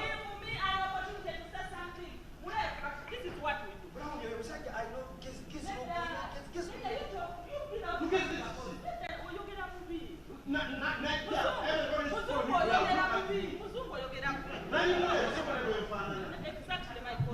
Mining every time. Did you have a job? Go back to Kampala. I do what? You are working here. You are complaining. Why are you not contented with the small you are getting? You mean I'm going to come and not the swagger? What are you thinking about? Muzu, let me handle this. Muzu, help us. You are the one that was listening. I'm going to talk to him.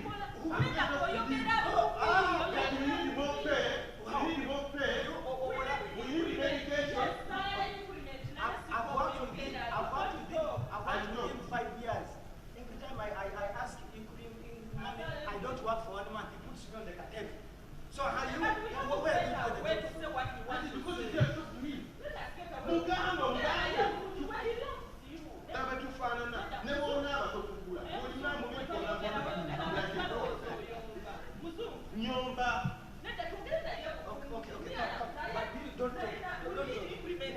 it comes, don't talk.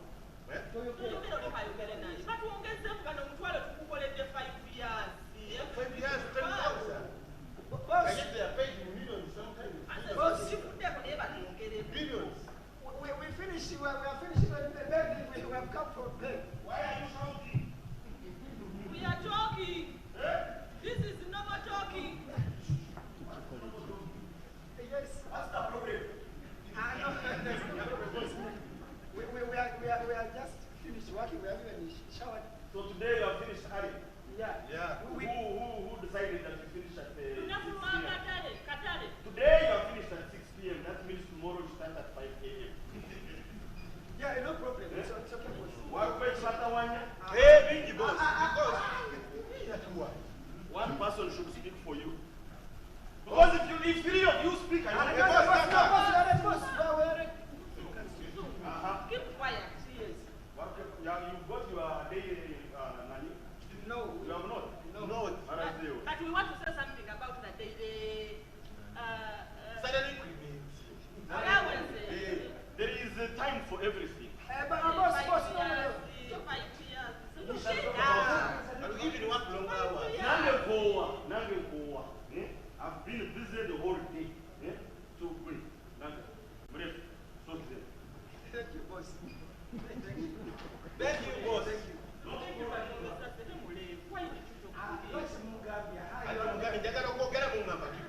I want to keep you say I keep quiet. That you are talking on your behalf. What have you smoking?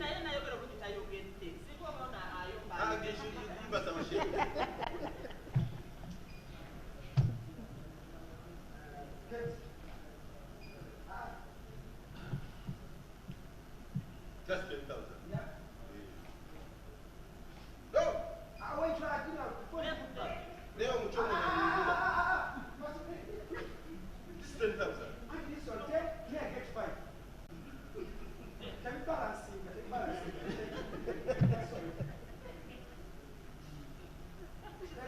Okay, can't you say maybe 10,000? 5. 5. 5. Okay. Yeah, but I thought enough.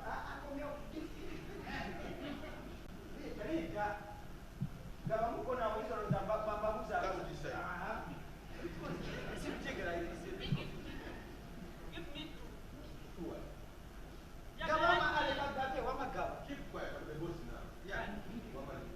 That's 10,000. Yes. Say thank you. 5 plus 5, 10,000. Yeah, 10,000. But they have fun. You guys, yeah, have fun. Wait, that's it.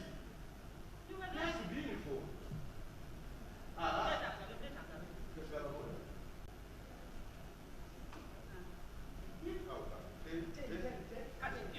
You want change or don't want change? Boss,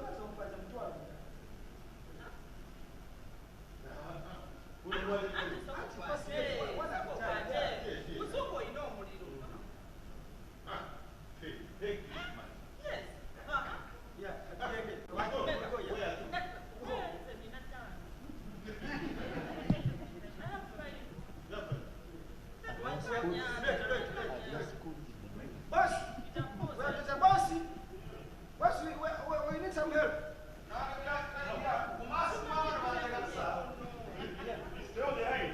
Now what's the problem? Did you go and come back or you are still here? We are here, money is the problem. I am not giving you any more money today. We don't need more money. Then. We want to get people, all of us, we want to get people. Okay, this one is our boss. No. Here we all get same place. There is only one boss in this. Yes. We want to get same. Maybe this one is your leader. You want to get some pay. Same. Yeah, that's money. We are paid to share. Because if this one takes 10, I take 10, this one takes 5. If she takes 10, I take 10, it gets 5. Problem.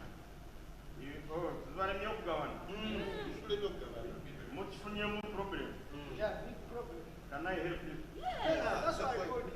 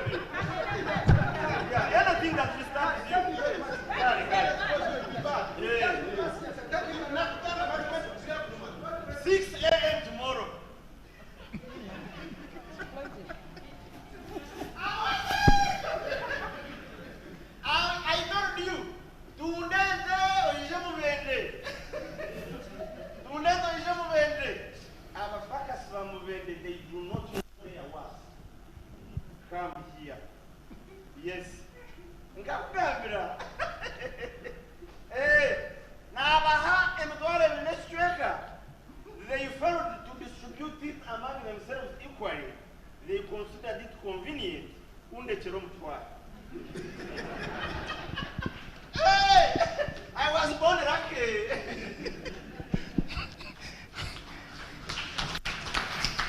Thank you. I felt like asking this lady, 9-year-old, to repeat her question. Are there schools in the mines? Are we skilling our people with basics so that they are able to cope? Now, we are talking about going regional, competing regionally and globally. How ready are we? Important question. Thank you. Now, online, via Zoom, we are going to listen to Dr. Kabemba.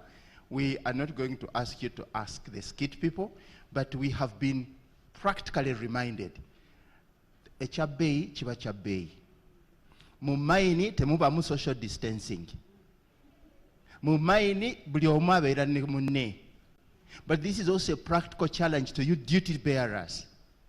When you talk, are you actually communicating? We have asked people to do social distancing, but have we communicated to the Wanjiku? Thank God, these were tested and found to be okay when they were entering. But they are demonstrating practically that we are talking in Kampala, social distancing, SOPs, but is the message sinking among our ordinary people? These are questions we have to ask. And if messages are not sinking, can we adjust our communication strategy? Please, Dr. Kabemba, via Zoom, who is helping us to relay his presentation, we are ready. Thank you very much.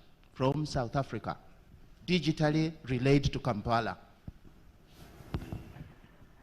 Yes, Chair, thank you so much for having me. Greetings from Johannesburg, where I'm speaking from. My name is Claude Kabemba. I am the director of the Southern Africa Resource Watch, which is a Pan-African institution, really investing in governance of natural resources across our continent. I want to recognize the presence of the Minister of State for Energy and Mineral Development, Honorable Sarah Opendi Ocheng. I really liked your intervention, really touched on many of the things I'm going to speak to. I also want to recognize the presence of members of Parliament, also my friend Frank Ngeni, who is representing the African Union. Before I say anything around the few ideas I've put down for this meeting, let me recognize some of the important things that have been said since this morning. One, and which I might not refer to as I go along, developing my ideas, which will answer some of the burning questions, including, do we invest in education and how to link education to the financing development through minerals. I want to recognize the issue of transparency and accountability as critical. And that cuts across the value chain. It's not just around revenue, it's around our geological studies, our geological knowledge up to the closure of mines. We need to know what is the post-mining economy, how it's going to look like, How do we build an economy that also preserves the interest of future generation? So transparency is critical. State capacity is the most important thing. We need to have a state that is capable of managing resources. These resources, when you go across the continent, you will see that most of our countries are not even ready to manage these resources, but we jump quickly into the exploitation of these resources when the basics are not in place. Environmental rights and environmental mitigation of environmental impact of this extraction Dr. is Kabemba? important. Hello, Yes. Dr. Kabemba. Are you comfortable sharing your video so that we can have the visuals? Oh, okay. That's better. That's better. Yes, thank you very much.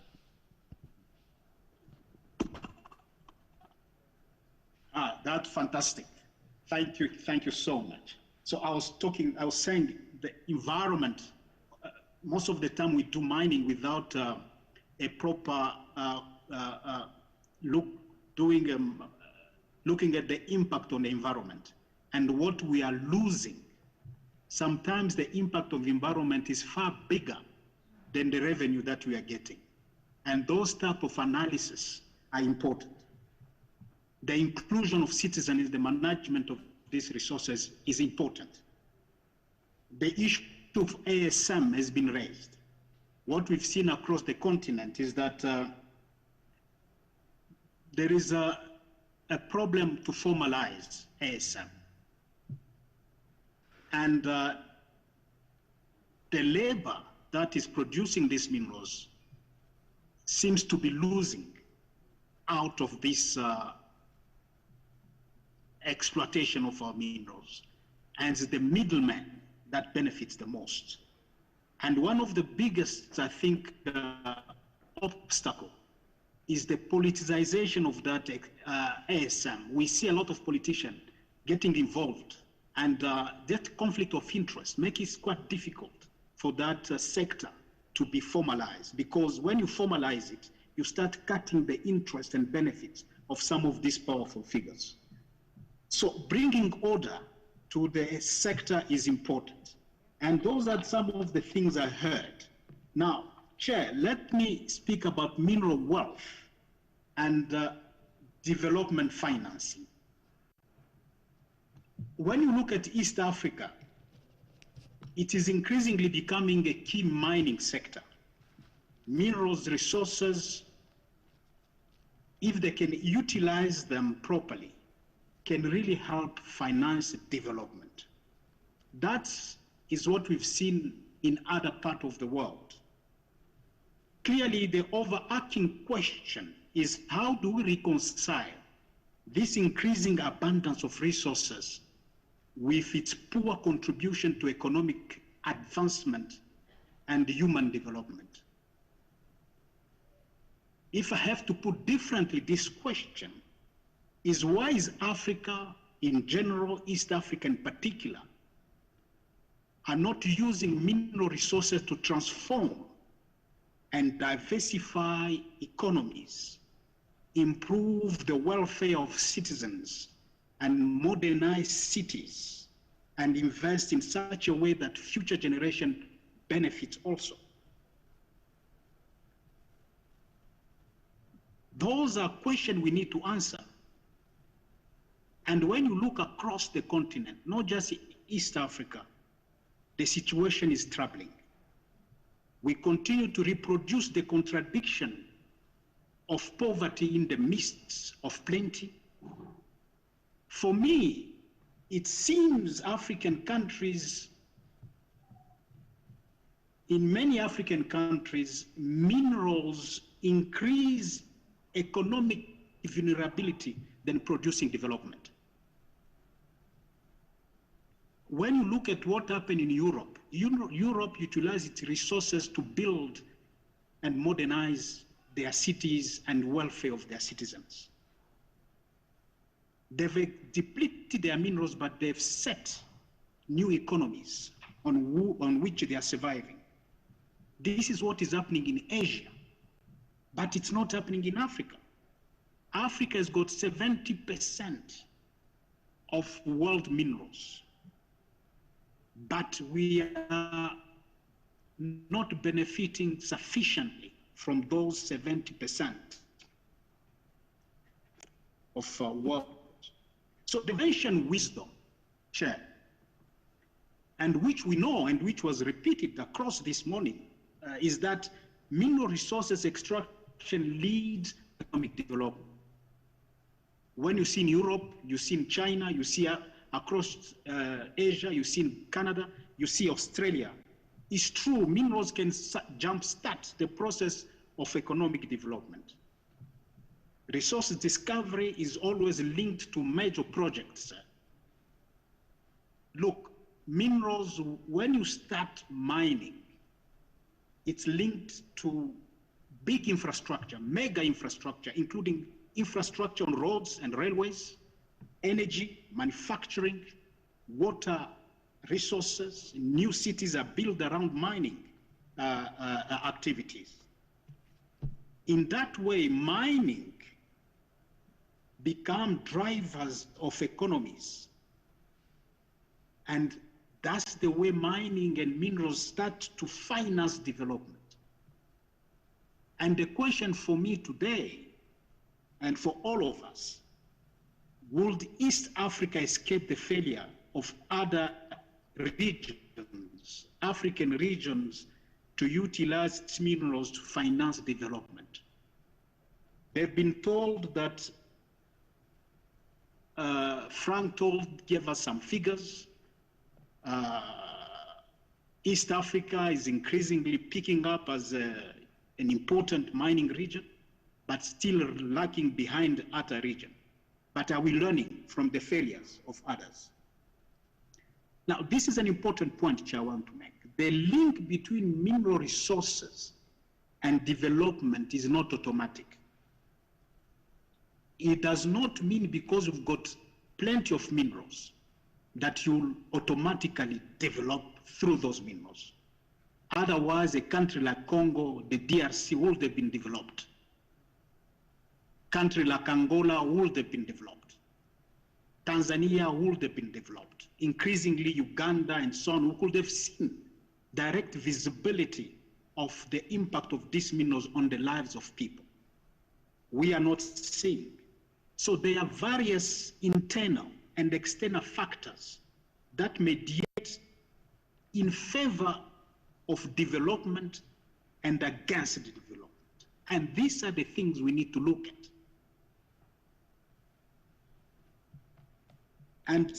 And Chair, I want to speak about those factors that hinder minerals resources from financing development. The first one is the current model of resource trade that Africa is involved in, which I think is not correct, and we need to look at how to adjust it. The current international trade system in which Africa is a provider of raw material and a consumer of finished goods is problematic and needs to be challenged. This relation of center-periphery is obstructing the ability we have to use our minerals to finance development. Our industrialization, because the AU and the African regional blocks, we all want to industrialize. But this industrialization will not happen when we are selling our minerals raw. The fact that we are exporting raw minerals is delaying Africa and East Africa industrialization plans. Industrialization is the only sustainable avenue for minerals to finance development. So, Chair, that's the first thing we need to do, is to challenge that model, and we have the power and the capacity within ourselves to do that. This same model of resource trade also exposes our vulnerability to external markets. I get a little bit upset and cannot understand when I hear academics, our government say, China, Europe needs our minerals. When you look at a continent that needs more of these minerals, is the African continent, because of our poverty, because of our lack of infrastructure, because of our lack of food security. We need these minerals first and foremost for ourselves to resolve our problem. But we still export them. We are holding these meetings, just to give an example, at a very challenging times where we are faced with coronavirus pandemic. The COVID-19 has exposed our economic model, including mining sector governance. It has exposed our dependence on external market and import. By exposing the model, it also reveals how our minerals wealth does not contribute sufficiently to financing our development. COVID-19 has exposed the skewed nature of Africa's integration in the global economy. When the markets for our minerals were closed, China and Europe and the United States, because of COVID, even when we continued to produce in Africa, we could not sell them because the consumer were not consuming them. This situation raised a much bigger question. And I want to say, with the opening up the new integration model in Africa, we might want to see how we start consuming these minerals, and by consuming them,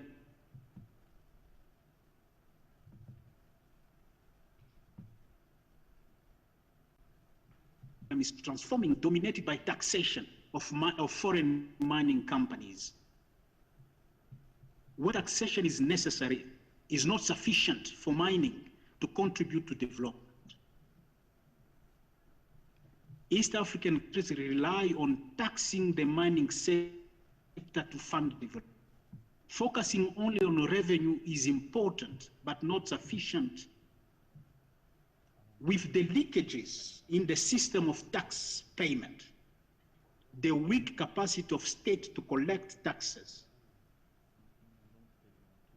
the weak collection of taxes, the tax rebate we give, tax avoidances, that undercut into Africa's revenue.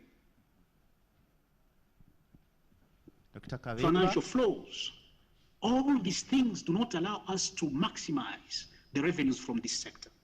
The revenue challenge in the sector are difficult to deal with primarily because of state weaknesses. Dr. Kavemba. The base around taxation is very limited. That's why I want to agree with Frank that value addition, which I'm going to speak to, gives us a much bigger space. Dr. For Kavemba, mining. do you mind summarizing in we have in 2 to 3 minutes, is please? The question that was asking this morning: who controls those?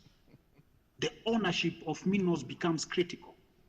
African constitution declares that minerals belong to the people and are managed by the state on behalf of the people.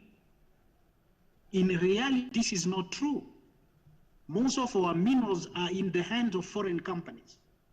These private companies and their home governments argue that minerals resources belong to those who discover them. That's how the capitalist world view in Africa, because if there is only a continent where these minerals are not protected, is in the African continent.